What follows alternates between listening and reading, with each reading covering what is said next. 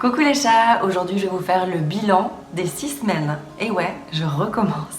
Je vous explique, en fait, je suis retournée chez la gynéco pour ce qu'on pensait être la 8e semaine. Et en fait, elle avait surestimé l'âge du fœtus et du coup l'embryon en fait n'avait seulement que 7 semaines. Enfin bref, du coup tout ça pour vous dire que je pensais être à 8 quand je suis allée la voir et finalement je suis à 7. Donc je me permets de faire le bilan des 6 premières semaines. À nouveau. Donc celui que j'ai posté la dernière fois, c'était finalement le bilan des 5 semaines. Voilà, comme quoi tout peut changer. Donc voilà notre dernière écho. Une toute petite grossesse. Tout est là, tout va bien, tout est bien placé. Le cœur bat, on a pu voir le cœur battre, on n'a pas pu l'entendre par contre. Elle m'a dit que j'avais une partie du placenta qui était décollée, que apparemment c'était des choses qui arrivaient. Et je me suis un peu inquiétée parce que je lui ai demandé est-ce que ça va se recoller. Elle fait non, c'est simplement que cette partie-là va arrêter de travailler puis que le reste va prendre le relais. Enfin en tout cas j'avais pas eu ce problème-là la première fois avec Léo. Donc je sais pas, elle m'a dit que ça avait aucune conséquence et puis que c'était très fréquent. Donc voilà, on verra ce que ça va donner. Qu'est-ce qu'elle m'a dit d'autre? Oui, j'avais un petit peu de sang dans mes urines. Elle m'a dit que c'était probablement soit une petite infection, soit un petit écoulement, donc il fallait pas que je m'inquiète. Ça fait plein de petites choses comme ça, il faut pas que je m'inquiète dès le départ, donc du coup je me suis dit, c'est sûr c'est une fille, elle arrive avec son lot de problèmes. Non, je rigole bien sûr, mais du coup ouais, j'ai pas ce souvenir d'avoir eu plein de petites choses, de petits problèmes. Mais en même temps, faut dire que quand j'étais enceinte de Léo, j'étais pas allée si tôt non plus chez le gynéco parce que je m'attendais pas à tomber enceinte, enfin j'étais pas à fond sur la conception, le jour de mes règles, etc. J'avais attendu, enfin, déjà j'avais eu un faux négatif, j'avais fait un test qui était négatif mais qui était donc un faux négatif. Et je trouvais quand même bizarre, genre 10 jours plus tard, j'en avais refait un qui était cette fois positif. Donc voilà, j'avais perdu pas mal de temps, après j'étais allée chez le gynéco, ça a pris du temps. Donc du coup là j'y suis vraiment allée très très tôt, c'est peut-être pour ça qu'il y a plein de petites choses au début, je sais pas.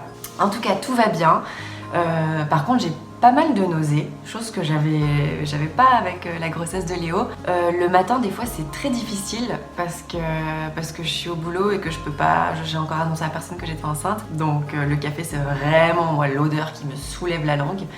Donc c'est un petit peu compliqué. Du coup je leur ai fait croire que c'était ma bonne résolution de l'année de ne plus boire de café. Ça expliquait le fait que je ne boive plus de café comme ça, soudainement du jour au lendemain en rentrant de vacances. Mais ça tombait bien avec la nouvelle année et tout, donc je crois qu'ils se sont rendus compte de rien. Oui, donc du coup pour la première fois, chose que je n'avais pas fait non plus la dernière fois, je prends un médicament qui aide aux nausées. Je l'ai pris pour la première fois ce matin, et ben c'était super efficace. Passepartin, voilà. Je sais pas si vous connaissez, ça doit être de toute façon un médicament suisse, j'imagine, Passepartin, en tout cas méga efficace. Ce matin, j'ai pas eu de nausées, j'ai pu manger. L'odeur du café m'a pas trop dégoûtée non plus, donc voilà, cool. Sinon, le gros point positif, le truc cool qui va avec le début de la grossesse, c'est que je prends déjà de la poitrine. Et ça, je suis trop contente. Bref. Et quoi d'autre? La fatigue, ouais, toujours très très fatiguée.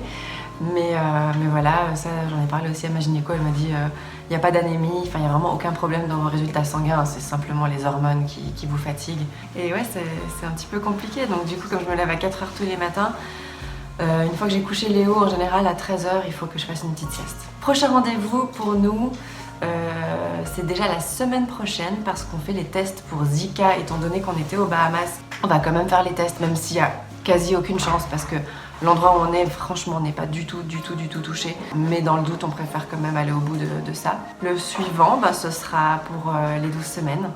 Donc le rendez-vous des 12 semaines chez la gynéco pour la prise de sang, pour la trisomie 21 et 13 et 18, je sais plus. En tout cas 21 c'est sûr, et après 13 et 18, je sais plus laquelle ils testent aussi.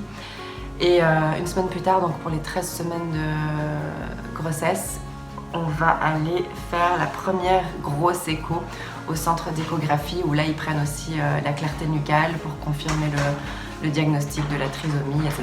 Voilà pour les prochaines étapes. Donc moi je vous retrouve la semaine prochaine pour le bilan des 7 semaines cette fois, hein. On va commencer à avancer correctement. Ah oui, puis au fait mon nouveau terme c'est plus le 8 septembre, donc mon terme est prévu au 17 septembre et ce qui est trop chou c'est que c'est l'anniversaire du papa de Connor le 17 septembre.